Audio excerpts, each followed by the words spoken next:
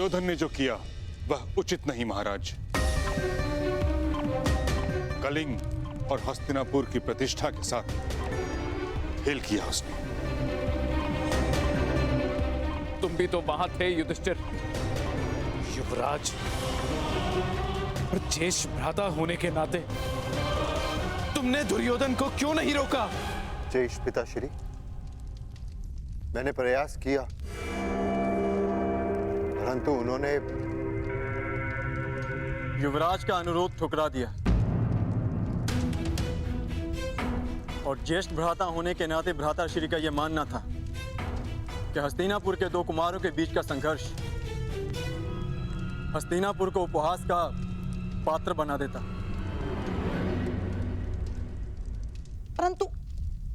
परंतु मुझे ये समझ नहीं आता कि ये विवाद हो क्यों रहा है। वरण और अपहरण दोनों का संबंध शताब्दियों से चलता आ रहा है, शताब्दियों से।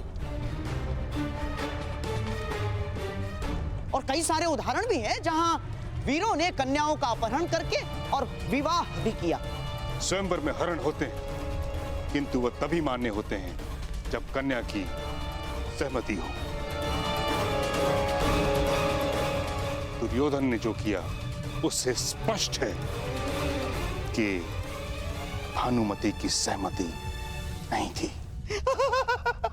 महामहिम, जिस प्रकार ग्रीष्म के पश्चात वर्षा, वर्षा के पश्चात शीत और शीत के पश्चात पुनः ग्रीष्म आता है, ठीक उसी प्रकार इतिहास भी अपने आप को दोहराता है। महामहिम, आपको स्मरण होगा ना, काशीराज की कन्याएं अंबा, अंबिका,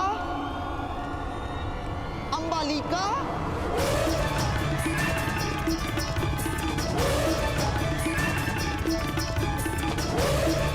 बस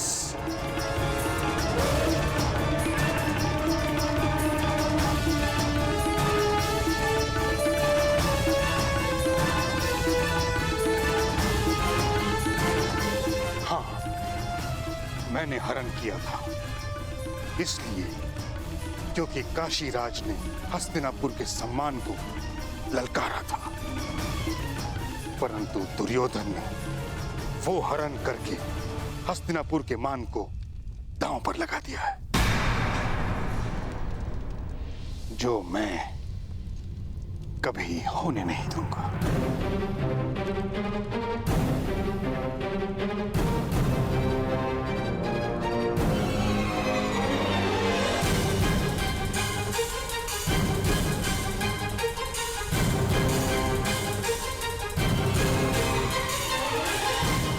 आप ही सुझाव दीजिए ताचरी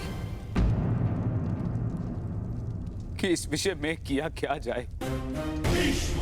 ये समय विचार और सुझाव का नहीं महाराज, प्रतिक्रिया का है। दुर्योधन और कर्ण कलिंग से निकल चुके हैं, अर्थात वो दोनों अंग प्रदेश की ओर जा रहे हैं। मैं शीघ्र ही अंग प्रदेश की ओर प्रस्थान करना चाहता हूं। प्रयास ये है कि कलिंग कुमारी को सकुशल कलिंग लौटा दिया जाए।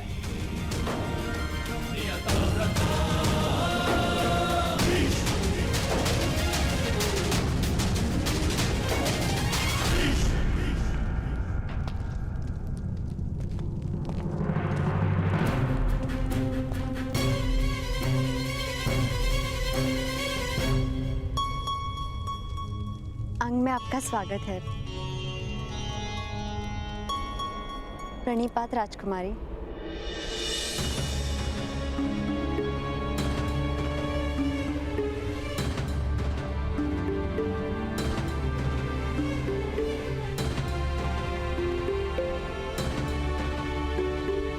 पधारिए पधारिए पधारिए। भाई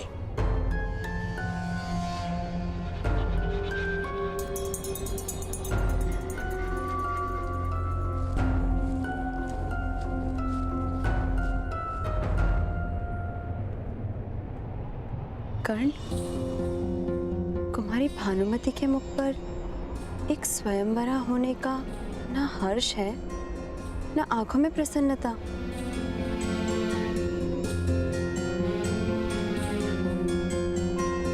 क्योंकि वो स्वयंवरा नहीं है रोशानी। कुमार दुर्योधन उन्हें स्वयंवर से हरण कर लाए हैं। पर तुमने इस कार्य में उनका साथ दिया।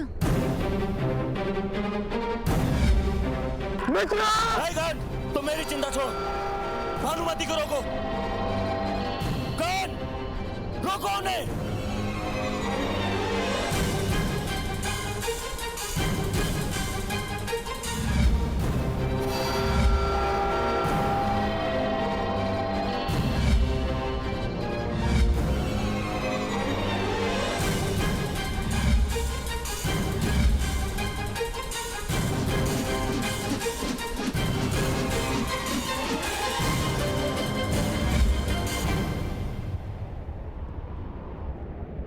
मैं केवल अपना कर्तव्य निभा रहा था रोशाली। मेरा कर्तव्य है अपने मित्र की रक्षा करना और उन्हें दिए वचन को पूर्ण करना। और वो दूसरी कन्या? वो कुमारी भानुमति की सखी हैं। उसने उन्हें रोकने का प्रयास किया, विवश होकर उन्हें भी साथ लाना पड़ा। कर्ण, स्त्री की हाय में बहुत बल होता है। यदि कुमारी का भविष्य बिगड़ा तो रोशाली, कुमार दुर्योधन का उद्देश्य है कुमारी भानुमति से विवाह करना, जो वो अवश्य करेंगे। ठीक है, इतनी लंबी यात्रा से आए हैं, मैं इन्हें भोजन करा देती हूँ। स्त्री हूँ, इसीलिए कदाचित अपने मन की बात मुझे बता सके।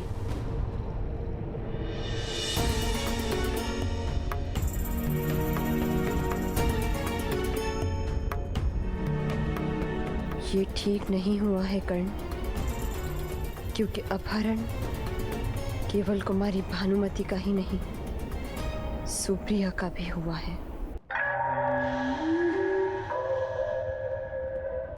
अंग प्रदेश जाने की जितनी शीघ्रता आपको है, उससे कई अधिक शीघ्रता शकुनी को है। गंगा पुत्र शकुनी को। शकुनी समझता है यातायात का सर्वश्रेष्ठ साधन थल मार्ग नहीं, गगन मार्ग है, वायु मार्ग है, वायु मार्ग। जाओ जाओ मेरे प्रिय, अंग देश जाकर मेरे होने वाले सम्राट को संदेश दे दो। जाओ जाओ।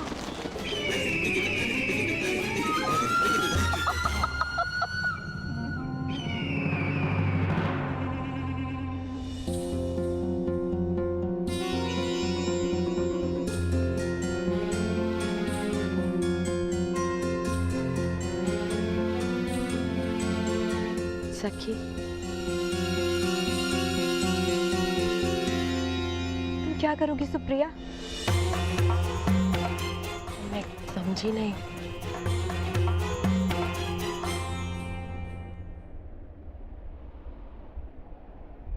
बनो मत, तुम भली भांति जानती हो मैं क्या पूछ रही हूँ। हरण तुम्हारा भी हुआ है, कलिंग तुम भी नहीं लौट सकती, और एक अपहरिता को कोई पुरुष नहीं अपनाएगा। मेरी चिंता मत करो सखी।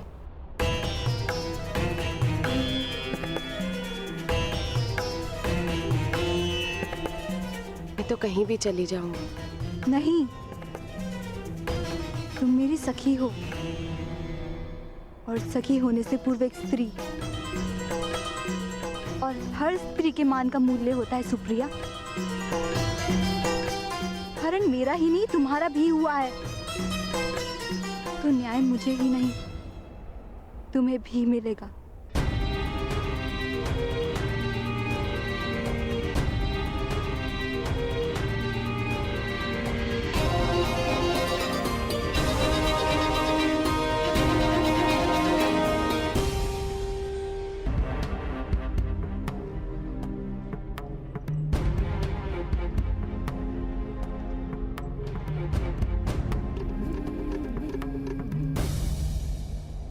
सब शुभ हो रहा है वैशाली। देखो कौन आया है।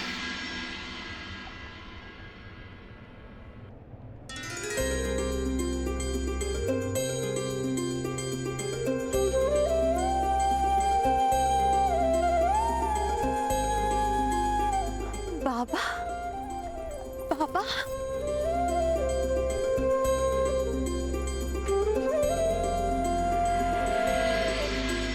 अपनी पुत्री पर विश्वास करके भी उसे नाप ना पाना, ये मेरे आत्मविश्वास का खोट था। इसीलिए मैं लौटकर आया हूं। जब तक मनुष्य निर्धन नहीं होता, उसे मुद्रा का मोल समझ नहीं आता। जब तुमने भुगत ग्राम छोड़ा तो तुम्हारा मोल समझ में आया वैशाली। अपने बूढ़े पिता को क्षमा कर दो।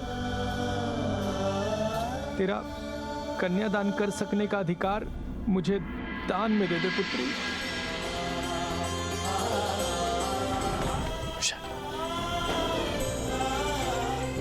पिता और प्रेम की राशि भी एक होती है। अब कोई नहीं जो इस विवाह में विघ्न डाल सके।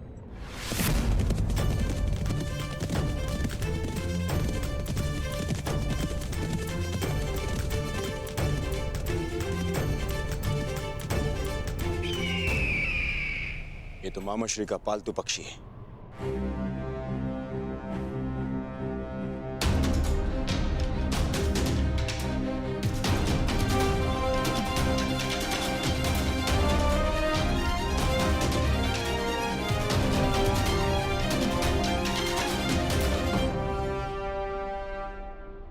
मित्र, कुमारी भानुमति का हरण तो कर लिया, परंतु जब यह सूचना हस्तिनापुर पहुंची। सूचना हस्तिनापुर पहुंच चुकी है मित्र। पितामह भीष्म यहां आने के लिए निकल भी चुके हैं।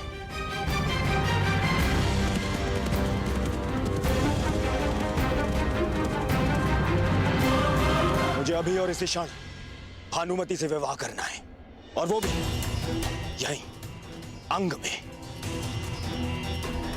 यदि पितामह के पहुंचने से पहले मैंने भानुमति से विवाह नहीं किया तो मेरा स्वप्न और सम्मान दोनों ही धाराशायी हो जाएंगे।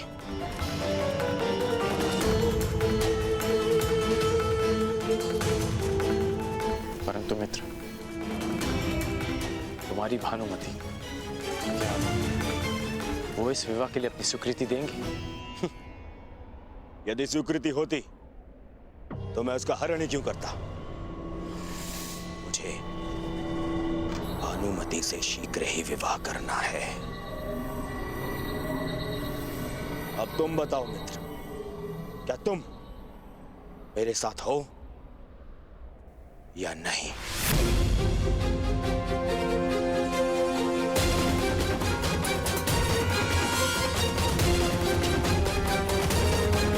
मित्रगण,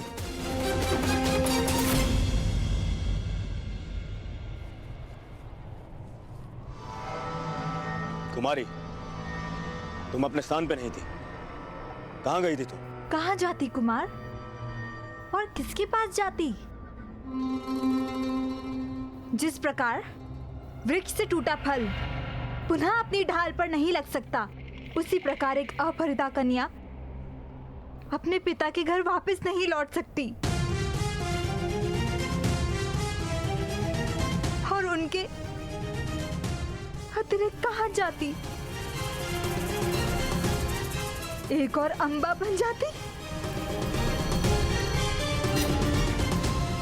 और हर एक योद्धा से अपने अपमान का, अपने तिरस्कार का प्रतिकार मांगती। ये संभव नहीं, ये संभव नहीं है कुमार। अर्थात तुम इस विवाह के लिए प्रस्तुत हो?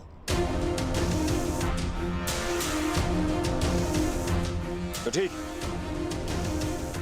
हम विवाह यहीं करेंगे। क्यों? यहाँ क्यों?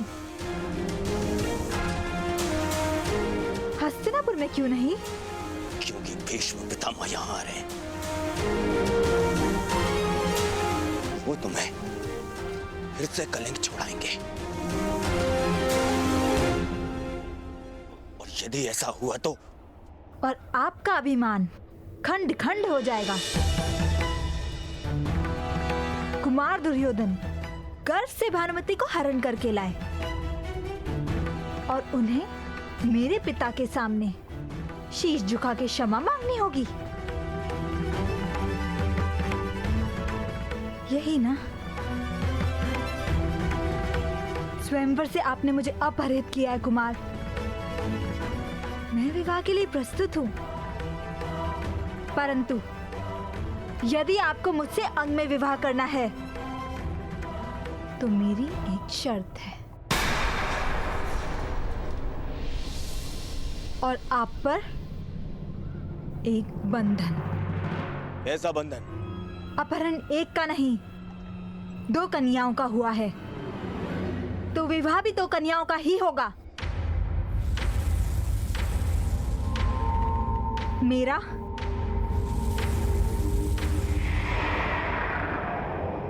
और सुप्रिया का।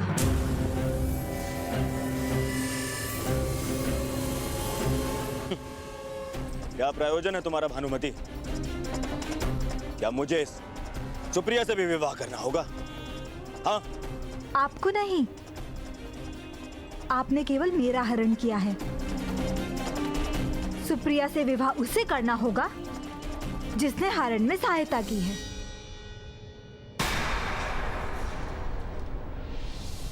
अंगराज कर्ण को।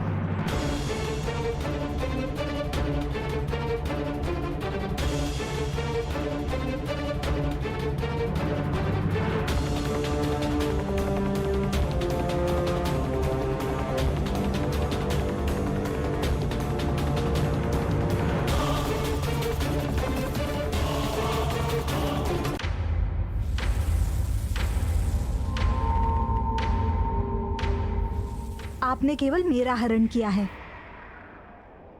सुप्रिया से विवाह उसे करना होगा जिसने हरण में सहायता की है।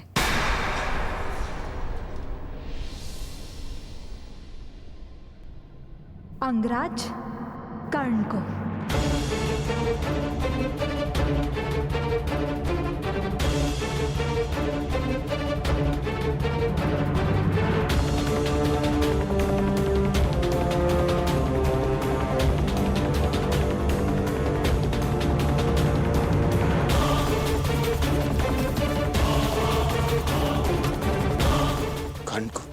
कहिए कुमार, क्या ये बंधन स्वीकार है?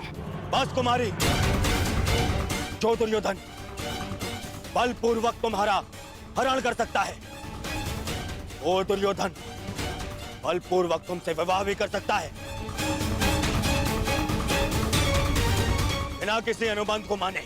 यदि आप ऐसा सोचते हैं तो एक पग आगे बढ़ाइए कुमार।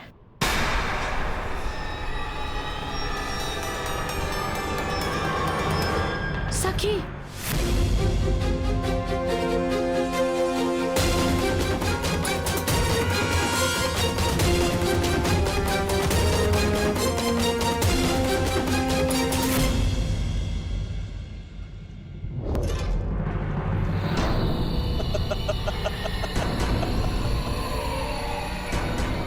कुमारी, क्या आप हम पर प्रहार करेंगे?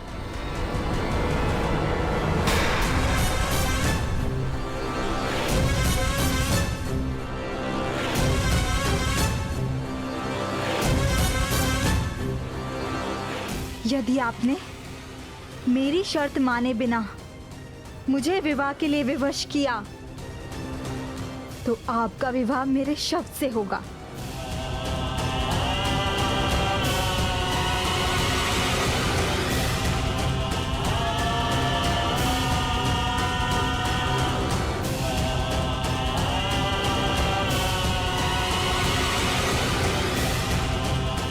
बोलिए, स्वीकार है?